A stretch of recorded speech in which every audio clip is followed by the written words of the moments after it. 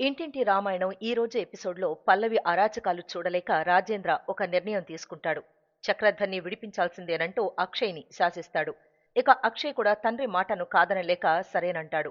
మరోవైపు నువ్వు నా తండ్రికే పుట్టావన్న విషయం నాకు తెలుసు అంటూ అవనికి షాక్ ఇస్తుంది పల్లవి. దీంతో ఇద్దరి మధ్య హీట్ ఎక్కించే డిస్కషన్ నడుస్తుంది. ఇలా ఈ రోజు ఎపిసోడ్లో పూర్తిగా ఏం జరిగిందో చూద్దాం. చక్రధర్ని విడిపించడానికి పల్లవి రోజుకో డ్రామా ఆడుతున్న సంగతి తెలిసిందే. శ్రేయ కడుపు పోగొట్టడానికి వేసిన నూనె ప్లాన్ని చివరికి తన తండ్రిని విడిపించడానికే వాడేస్తుంది పల్లవి. ఇక పల్లవి రచ్చ చూసి రాజేంద్రకు చిరాకేస్తుంది. నా మీద నీకు గౌరవం ఉన్నా లేకపోయినా మీ అమ్మా నాన్న మీద ప్రేమ ఉన్నదానివైతే నువ్వు లోపలికెళ్ళు, వెళ్ళు అంటూ రాజేంద్ర అనేసరికి పల్లవి లోపలికెళ్ళిపోతుంది. రే అక్షయ్, నీతో కొంచెం మాట్లాడాలి అనంటాడు రాజేంద్ర. దాంతో కమల్, అక్షయ్, పార్వతి, రాజేంద్ర ఓ గదిలోకి వెళ్లి మాట్లాడతారు. పల్లవి ఎందుకిలా చేస్తోంది అని రాజేంద్ర అడిగితే తెలీదు నాన్న అంటాడు అక్షయ్. తెలియకపోవడం ఏంట్రా? మీరెవరైనా చెప్పిన టైంకి ఇంటికి రాకపోతేనే ఏమైందోనని కంగారు పడతాం, ఫోన్ చేయకపోతే ఏం జరిగి ఉంటుందోనని భయపడతాం. అలాంటిది తన తండ్రి జైల్లోనే మగ్గిపోతే తనకి బాధగా ఉండదా? ఆ బాధతోనే తను ఇలా మాట్లాడుతోంది. తన తండ్రికి ఏమవుతుందో, ఆయన రాకపోతే తన తల్లికి ఏమైపోతుందోనన్న భయంతోనే అలా ప్రవర్తిస్తోంది.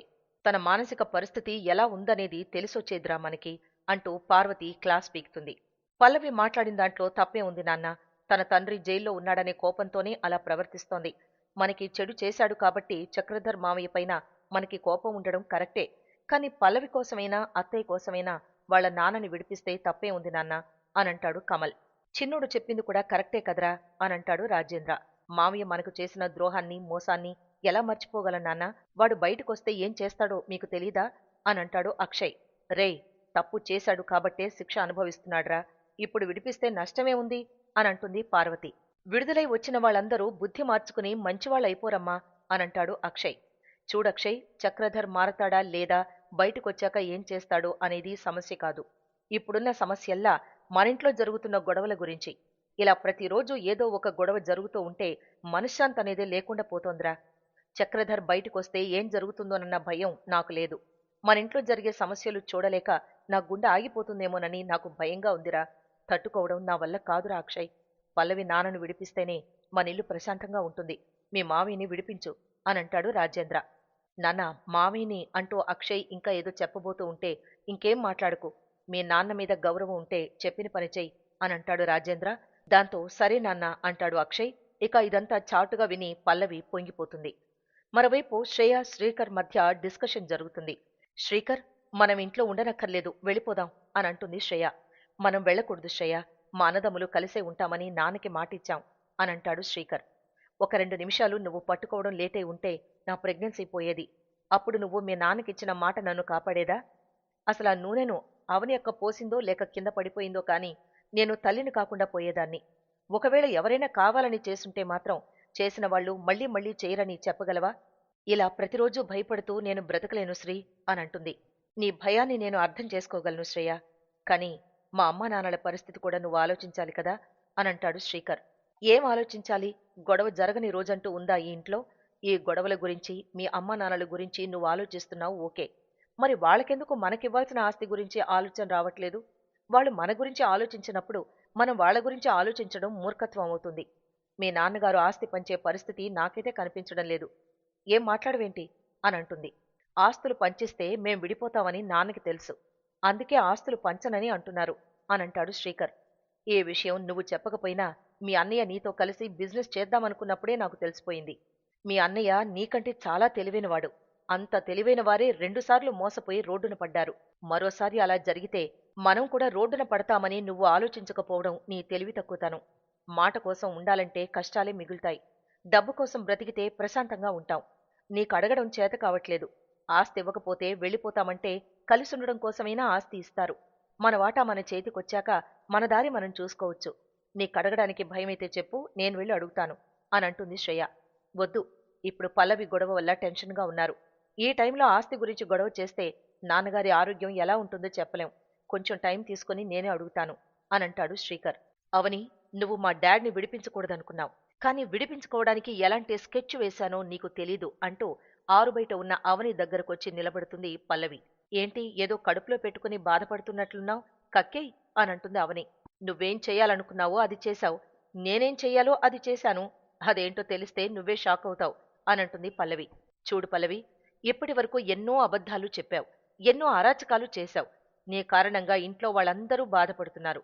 ఆఖరికి నీ భర్తని కూడా నువ్వు మోసం చేస్తున్నావు. ఇంత చేసి నువ్వు సాధించేది ఏం ఉండదని నువ్వు తెలుసుకోలేకపోతున్నావు. ఇప్పటికైనా మారు పల్లవి అనంటుంది అవని. హ! ఆపు నీ నీతి వాక్యాలు. నీతులు చెప్పడానికి నువ్వేం నీతిపర్రాలువి కాదు. నేనేం చెవుల్లో పువ్వులు పెట్టుకొనలేను.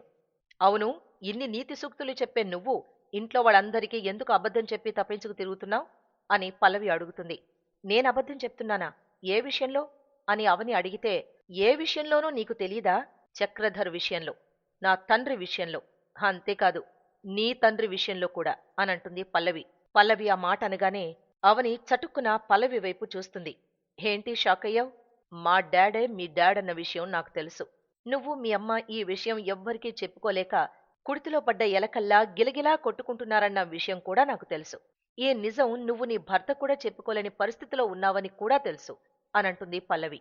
దాంతో అవని షాక్ అయిపోయి మాట రాక మౌనంగా ఉండిపోతుంది. ఏంటి, ఏం మాట్లాడవ్? నోరు పడిపోయిందా అనంటుంది పల్లవి. ఇందులో నోరు పడిపోవడానికేముంది? ఎప్పటికైనా ఇది అందరికీ తెలిసే విషయమే. కాకపోతే నీకు ముందే తెలిసింది. నువ్వు నా గదిలోకొచ్చి ఏదో వెతుకుతున్నావంటే ఏదో నిజాన్ని దాచిపెట్టడం కోసమేనని నాకు తెలుసు. నీకు తెలిసిన నిజం నేనే నీ అక్కని అన్న విషయమై ఉంటుందని కూడా నాకు అర్థమైంది. చూడు, నువ్వు ఎవరని తెలియనప్పుడే నువ్వు చేసిన ఎన్నో తప్పుల్ని నేను క్షమిస్తూ వచ్చాను. ఇప్పుడు నా చెల్లెలువని తెలిసిన తర్వాత నీ జీవితం బావుండాలని, నాకంటే నువ్వు సంతోషంగా ఉండాలని నేను కోరుకుంటాను అనంటుంది అవని. నేను మాత్రం నీకు సంతోషం అనేదే లేకుండా ఉండాలని కోరుకుంటున్నాను. నీలాంటిది నాకు తోడికోడలవ్వడమే నాకిష్టం లేదు. అలాంటిది నువ్వు నాకు అక్కవంటే నేనెలా ఒప్పుకుంటాను? ఇంకొక్కసారి ఆ మాట అన్నావంటే నాలుక చీరేస్తా. అక్కంట అక్క, తొక్కేం కాదు. నువ్వు అక్కవని తెలిసినప్పటినుంచి నీ మీద కోపం, అసహ్యం ఇంకా పెరిగిపోయాయి నాకు అని పల్లవి రెచ్చిపోతుంది. నీకు ఏం పెరిగినా ఏం అనిపించినా మనిద్దరి మధ్య ఉన్నది రక్త సంబంధమే. దాన్ని నేను కోరుకుంటున్నాను, గౌరవిస్తున్నాను. లేనిపోని ఆవేశాలకు పోకుండా నువ్వు కూడా ఆ బంధం విలువ తెలుసుకుంటే మనమంతా బాగుంటాం పల్లవి అని అవని మంచిగా చెప్తుంది. నేను మా డాడీకి మామ్కి న్యాయంగా పుట్టాను. కాని నువ్వు మా డాడీకి మీ అమ్మకి అక్రమంగా పుట్టిందానివి. అలాంటప్పుడు మనది రక్త సంబంధం ఎలా అవుతుంది? మాది రక్త సంబంధం, మీది అక్రమ సంబంధం అనంటుంది పల్లవి. ఆ మాట వినగానే పల్లవి చెంప పగలగొట్టేస్తుంది అవని. నీ పుట్టుక అక్రమ సంబంధం అన్నందుకు నన్ను కొట్టావు. ఇదే విషయం రేపు అందరికీ తెలుస్తుంది. అప్పుడు ఎంతమందిని కొడతావు? నువ్వు అక్రమ సంతానమని ఎవరికీ తెలియకుండా ఉండడానికి మా డాడ్ చేత మీ అమ్మ కాళ్లు పట్టించి నిజం చెప్పించాలని చూస్తున్నావు. అది కలలో కూడా జరగని పని అనంటుంది పల్లవి. నువ్వేదైతే జరగదు అనుకుంటున్నావో అదే జరుగుతుంది, జరిగి తీరుతుంది. అది నేను చేసి చూపిస్తాను అనంటుంది అవని. అది నువ్వు ఛాలెంజ్ చేసినంత ఈజీ కాదు అని పల్లవి రెచ్చగొడుతుంది. మీ డాడే నా తండ్రి అని తెలిసిన తర్వాత కన్న తండ్రి అని కూడా చూడకుండా జైల్లో వేయించాను. తండ్రిని జైల్లో వేయించిన దాన్ని ఆ తండ్రి చేత నిజం ఎలా చెప్పించాలో నాకు తెలీదనుకోవడం నీ మూర్ఖత్వం అనంటుంది అవని. నాకు తెలీదని అనుకుంటున్నావు తప్ప నీకొక విషయం తెలీదని నువ్వు తెలుసుకోలేకపోతున్నావు. నువ్వు మా డాడ్ని జైల్లో వేయించానని మురిసిపోతున్నావు. కాని నీ భర్త చేతే మా డాడ్ని విడిపించబోతున్నాను. విడిపించి తీరుతాను. ఛాలెంజ్. నాది మూర్ఖత్వం అన్నావు కదా, నా సవాల్ విని నీకు మాటలు రావడం లేదే అనంటుంది పల్లవి. నువ్వు చెయ్యాలనుకున్నది నువ్వు చెయ్యి, నేను చెయ్యాలనుకున్నది నేను చేస్తాను అనంటుంది అవని. నువ్వు చెయ్యలేవు. మా డాడ్ బయటకొచ్చిన తర్వాత నీ జీవితాన్ని జీరో చేసేస్తాను, అది గుర్తుపెట్టుకో అనంటుంది పల్లవి. అది చేసే సీన్ లేదు కాబట్టే జైల్లో ఊచలు లెక్క పెడుతున్నాడు, అది గుర్తుపెట్టుకో అనంటుంది అవని. ఊచలు లెక్కబెడుతున్నవాడు బయటకొచ్చేదే మీ తల్లి కూతుళ్ల లెక్క తేల్చడానికి అని పల్లవి డైలాగ్ కొడుతుంది. ఎవరి లెక్కలు ఎవరు తేలుస్తారో నువ్వే చూద్దువుగాని అని అవని సవాల్ విసురుతుంది. కాసేపటికి లాయర్ ఇంటికొస్తాడు. డాడ్ని విడిపించడానికే లాయర్ని పిలిపించినట్లున్నారు. డాడ్ వచ్చేసినట్లే ఇక అని పల్లవి మురిసిపోతుంది. చక్రధర్ మీద పెట్టిన కేసు విత్డ్రా చేసుకుంటే అతన్ని విడిపించొచ్చు.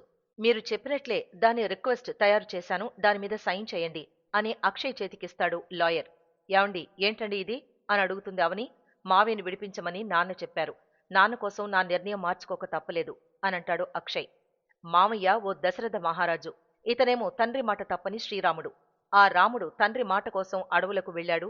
ఈ రాముడు తండ్రి మాట కోసం మా డాడ్ని జైలు నుంచి బయటికి తీసుకొస్తున్నాడు.